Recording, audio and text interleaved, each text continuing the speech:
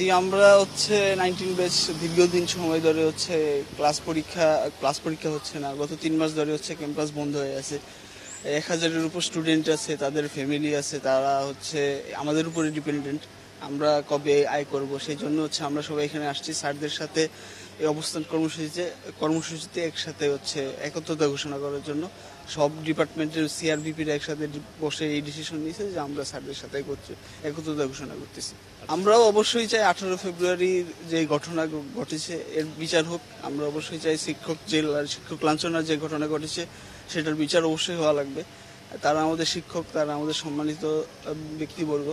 তাদের লাঞ্ছনার বিচার যদি না হয় তাহলে তারা আসলে আমাদের সাথে যে ক্লাস করতে পারবেন না, এটা আসলে অথরিটির একটা বিষয় আছে। সুতরাং আমরাও চাই অবশ্যই তাদের লাঞ্ছনার বিচার হোক এবং আমরা দ্রুত ক্লাস শুরু করে হচ্ছে ইউনিভার্সিটির সংকটময় পরিস্থিতি থেকে বের হয়ে আসতে পারবো। এখন যেই অবস্থাটা তৈরি হয়েছে শিক্ষক এবং ছাত্রদের মধ্যে একটা দূরত্ব তৈরি হয়ে গেছে, আমরা আসলে এখন 19 ব্যাচের ম্যাক্সিমাম সবাই কাজ করতেছে আসলে যাতে শিক্ষকদের সাথে একটা শিক্ষকদের পাশে দাঁড়িয়ে বা তাদের যে চাওয়া পাওয়া সেইটা তাদের যে চাওয়া পাওয়া তাদের সাথে একাত্মতা পোষণ করে একাডেমিক কার্যক্রম যাতে তাড়াতাড়ি শুরু করা যায় সেটার বিষয় আছে।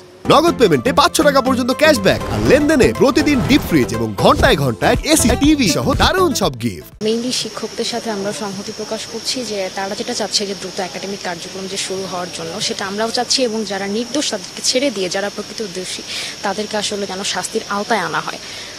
আমরাও চাই না যে আমাদের শিক্ষকদেরকে যারা লাঞ্ছনা স্বীকার করেছে তাদেরকে এবং যারা 18 ফেব্রুয়ারিতে যে ঘটনাটা ঘটিয়েছে তারা যেন আর কি বিচারের আওতায় না আসে, এমন যেন না হয়। তারা যেন প্রকৃত যারা দোষী তাদেরকে যেন প্রশাসন থেকে যেন শনাক্ত করে আর কি বিচারের আওতায় আনা হয়। এবং আমাদের দীর্ঘ প্রায় 3 মাস পার হয়ে যাচ্ছে আমাদের একাডেমিক কার্যক্রম পরীক্ষা। আমাদের 19 ব্যাচ এখনও যারা সিনিয়র তারা এখনও বের হতে পারে না স্টিল।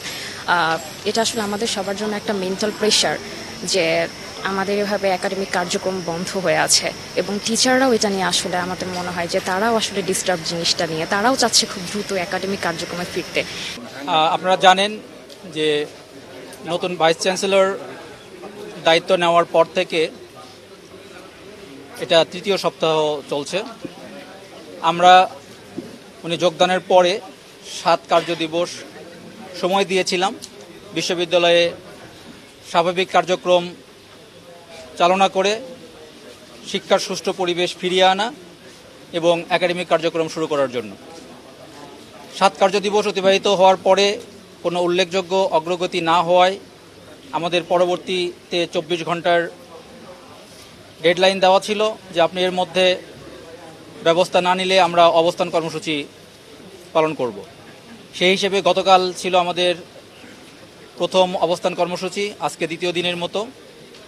কিন্তু আমরা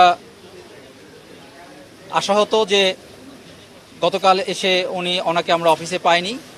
উনি তার আগেই দাপ্তরিক কাজ দেখিয়ে বিশ্ববিদ্যালয়ের বাইরে আছেন।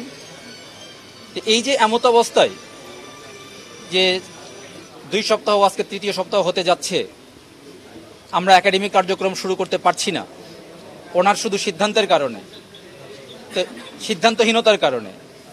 তো আমরা মনে করি এর দায়ভার ভাইস চ্যান্সেলর মহোদয়কেই নিতে হবে। আমরা আজকে 2য় দিনের মতো অবস্থান কর্মসূচি পালন করলাম, এখনও ওনাকে আমরা পাইনি, যে কারণে আমরা কোনো অগ্রগতি দেখতে পাচ্ছি না।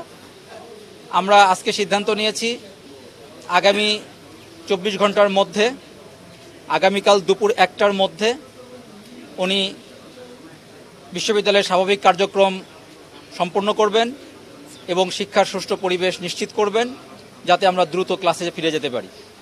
এটা না হলে আমরা শিক্ষকবৃন্দ, আজকেও আমাদের সাথে আমাদের প্রাণপ্রিয় ছাত্ররা এসে দাঁড়িয়েছে, আমরা পরবর্তীতে আরও কঠোর কর্মসূচি ঘোষণা করতে বাধ্য হব।